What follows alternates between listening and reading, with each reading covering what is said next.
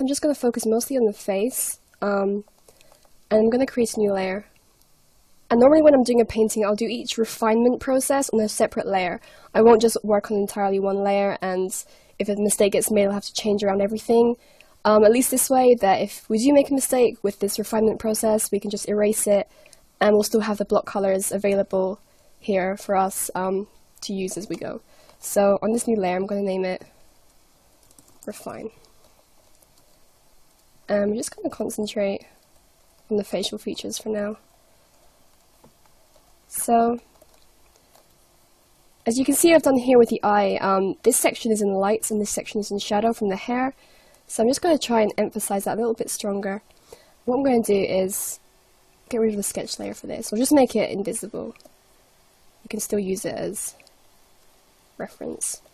So with a feature like the eye, it is spherical, so there is a lot of reflective lights going on. So with the top of the eye here, just under the lashes, what will most likely be happening is we'll be picking up the color from the skin where it's in shadow. So I'm just going to kind of keep that consistency of the color around here. And quite often what people will do with eyes is they'll keep it a completely separate color. It'll be whites but shaded in with greys or just very muted tones, but really it's so reflective, and you need to incorporate the other colors that are going to be an aspect of the lighting situation. So the skin tones, the hair, whatever's in the way that could be bouncing off lights are colors that you'll need. So I'm going to take the brown out a little bit because I feel like it's going to start looking too red, so I'm just going to make it a dark green for now. And with the eyelashes, I'm going to neutralize the red a little bit more as well. So, doing the very obvious girly lashes. Try not to make it too, emphasized, because it's still meant to look natural. And people tend to forget with girls that naturally they wouldn't have very long lashes. So, bringing the eye around. And this is still a refinement process, so don't worry too much about getting completely accurate colors, but at the same time we are trying to neaten things up, and if we can make final decisions with the colors at this stage, then it'd be great. So I'm going to try and avoid using bottom lashes and just bring the shadow in. When it comes to brushes, I like to use the default brushes. Obviously I have a huge collection here, but they're mostly for landscaping and things like that. So a good idea for at this stage is to use quite a heavy brush. Nothing too light, nothing too textured, just for this refinement process. Once we start finalizing the image, we can start concentrating on how texture will affect the skin and the hair and whatever, but for now, a solid brush is fine. But maybe the one I've been using up until now, which is this one, is probably a little too harsh for this process, so I'm going to try and see if I have a more suitable. That's too textured. That works fine. Okay. So the shadow will be hitting hardest underneath. So I'm focusing on keeping the color quite pigmented along there. Okay, so some further refinement going on. I'm just scratching down where the different hues will be. And I've changed her face slightly. I've lifted the eyes a bit and I've fleshed out the mouth because I feel like it was looking a bit too, I don't know, anime, I guess. So I'm trying to uphold the style of the original design a little further.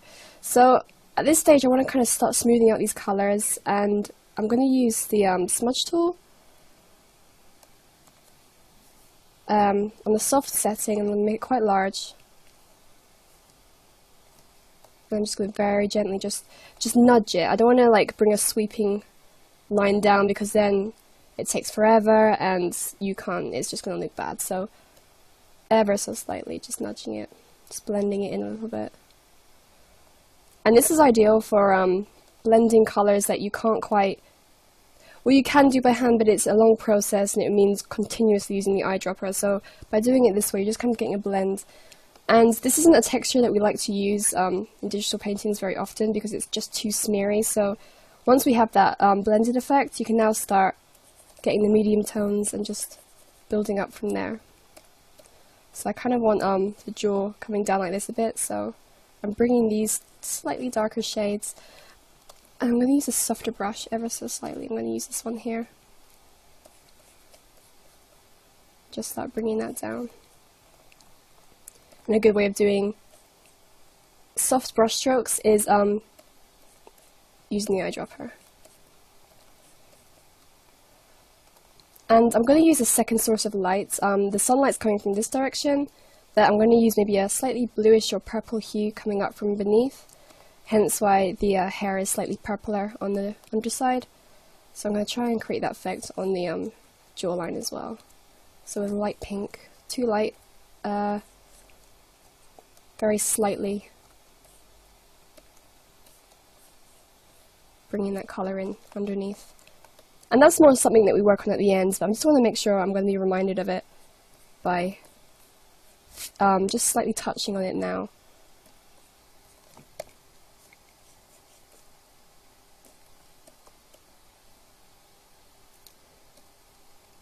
Alright, as you can see, I've kind of made a bodge of the ear, so I'm going to just kind of start working out how that's going to affect the hair. And I want this to be quite dark underneath, so I'm bringing in this dark brown. And I'm kind of plotting out how, well, that's kind of a green, I don't want that. Let's see, let's darken it ourselves. Okay, so I want the hair kind of flicking out from behind the ear, so bringing this colour in.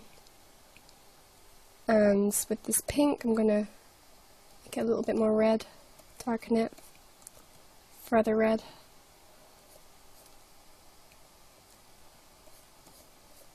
Just bring it up like this. Okay, I'm going to jump forwards again.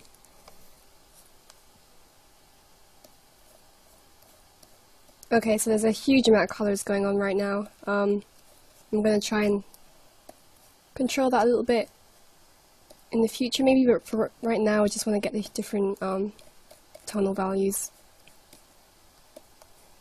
in the image. So the warmth coming in from this direction, and the cold from underneath and from behind, and the highlight obviously coming down from the sunlight or the lighting, and it's just hitting kind of this section here.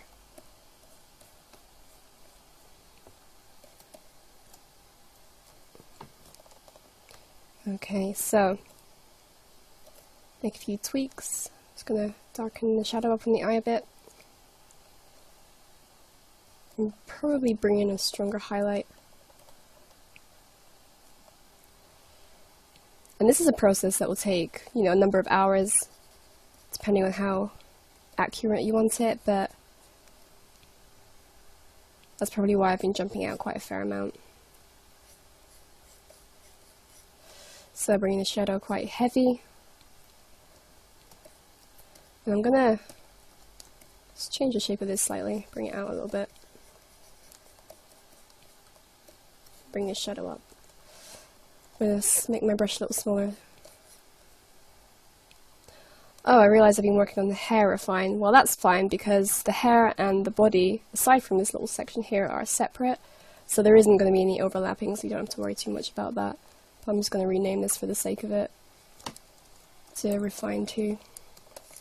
So if we look by making this invisible, there's our first pass. Well, there's our first pass. Second and third.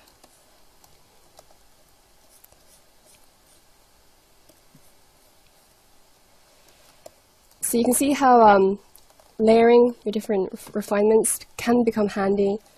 For example, if I made a mistake with his hair, all I'd have to do is just go back to this layer and I still have the basic layout and the basic colour scheme, and I can just work with that.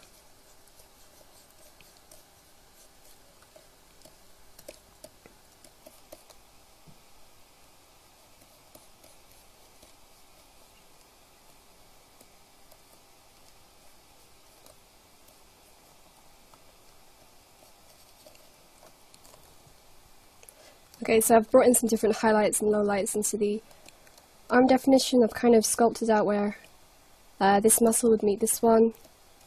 So there's a slight shading going on here. And I'm just kind of bringing the light in a little.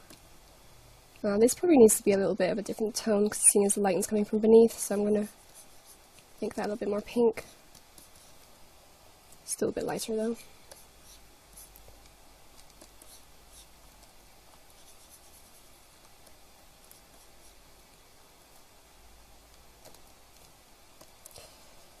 And the shadow needs to be a little harder. So I've kind of made a slight bluish tone coming in from beneath, so that's just to remind us later on. And it's a different colour to the highlight of the hair. This is more pink, this is more blue, but we'll figure that out towards the end, which colour works better. I'm starting to think it's going to be this one.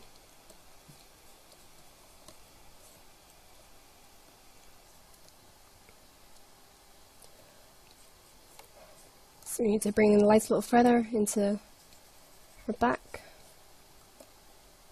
Okay, so we're going to work on more of this in the next lesson, and we're going to begin just really bringing it in together and making sure the colours are a lot smoother. We've kind of got halfway there with the face and the hair, but we need to do the rest with the body, so we'll concentrate on that next lesson.